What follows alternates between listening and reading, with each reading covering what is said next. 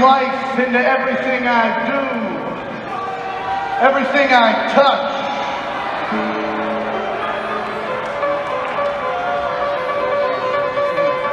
Everything I say.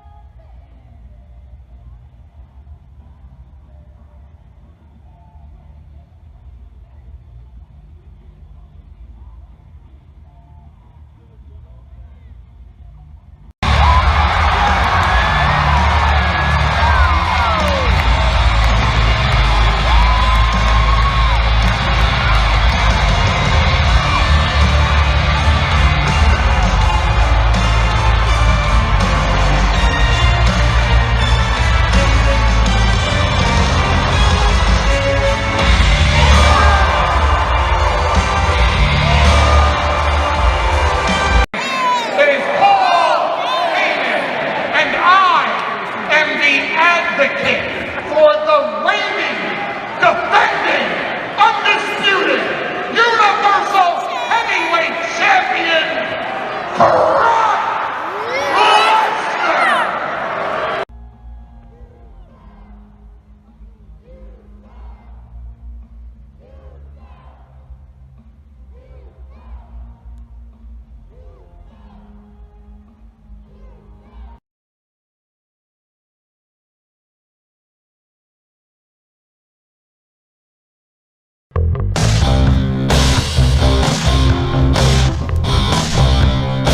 Brock Lesnar! This is the SSW post show, Super Show post show, representing. Oh, good lord!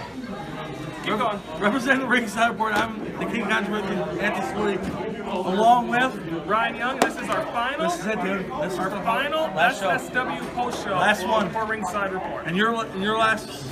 No, this is my last show. Last show. I don't care. No, I'm here for one more year. One more year. Oh, good. That's good. Not like me. In the opening match. In the opening match in a prime six-man scramble, it was Garrison Creed, Johnny Swashbuckle, Matt Dewar, John Forte, Alex John Fate, excuse me. Alex Bernardino, we'll have to record. And Atlas, the big guy. The Atlas guy, he... You say Matt Dewar? Yeah, Matt Dewar. Matt Dewar picked up the victory, but Atlas scares me in the beginning. I didn't even look at the guy. It's like he was arguing with you about a burger. Go play the chili. So, yeah. So Matt Dewar, what's next for him? Future title shot, maybe. He was on SSW Prime for a couple shows. You wouldn't know, you weren't here. But he was able to get a couple victories. Now he's here, and now he gets it. Match number 2, a POW, what was it? Grudge match. Grudge match, that's the word. It was Jeff Luxon.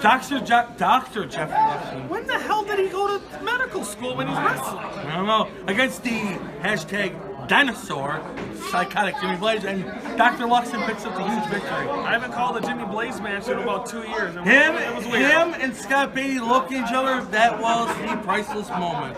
It was interesting. Match number 3. Match number 3 was the triple threat title match where... Ben McCoy told me this. This was what he always comes and gives me some info. Is he okay? Someone give him birth?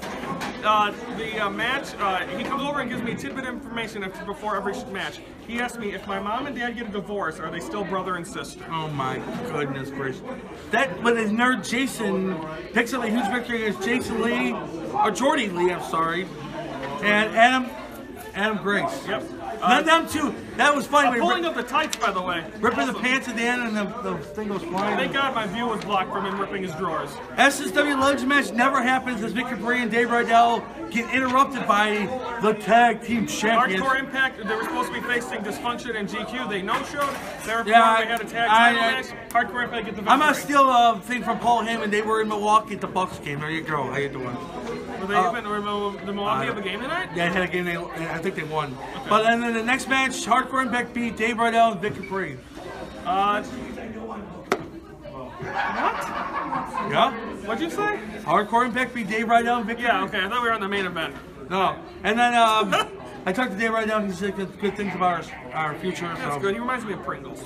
There you go. SSW Midwest Heritage Championship. Joey Avalon picks up a victory over Sean Priest, the Legacy World Champion. Yes, a great matchup. Again, I don't even have words. Dale, he roots for Sean Priest, but he's still the Keenan Thompson of wrestling. Yes. And in the SSW title, the Holiness William Jacobs cheats his way to get a victory over Russ Caution. He throws the book. JP gets distracted by the book. He puts something in his pants. Powder. Being powder. I thought it was something else. It's not cocaine. No, thank God. Or we'd be having a whole different conversation. So he gets, and then he throws the powder rough crossing his face. He rolls him up. Your winner. What the hell is that? Who gave you those? Some girl last night. So anyways, May 27th. Are they good? Yeah, they're good. I'm not gonna get drugged, am I? No. May 27th, there's a SSW Prime show here at the Memorial Day. I'm not supposed to eat anything. Memorial Day weekend, and Keep going. anyways, May 27th, our SW Prime show. So our next, We're done with post shows, ladies and gentlemen. we're done with post shows, but our next post shows are No, we're done with post shows. whatever. But we're done with post shows. Thank you very much, SSW, everything you've done for me. Thank you, Paul. Thank you, BCW. Thank you. Whatever else we did wrestling. Threat level. Hi, Mikey Waddle. The one that we did in the park, no one was there. What the hell was it called? NXW. You know what? Good on, I'm not saying it. Ba-da-da-da-da. I'm loving it. Guys, we're back! What do you mean we're back? We have Ringside Report still going on. But we need something to do when Ringside Report's done on April 13th. What do you got? What do you got in mind, Stoney? Oh, a North Side versus South Side thing. So you're telling me we should do a podcast beginning on March 26th, where I cover the Cubs and you cover the White Sox? I cover the White Sox, you cover the Cubs. Well, I think that's great. March 26th on Spreaker and Facebook. Be there.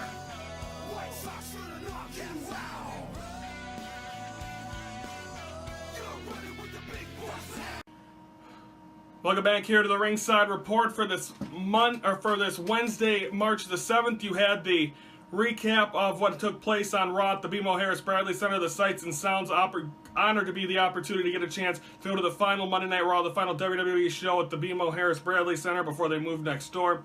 Honored to be there. Sights and Sounds. My sister went. Bristol and Braden. So much fun.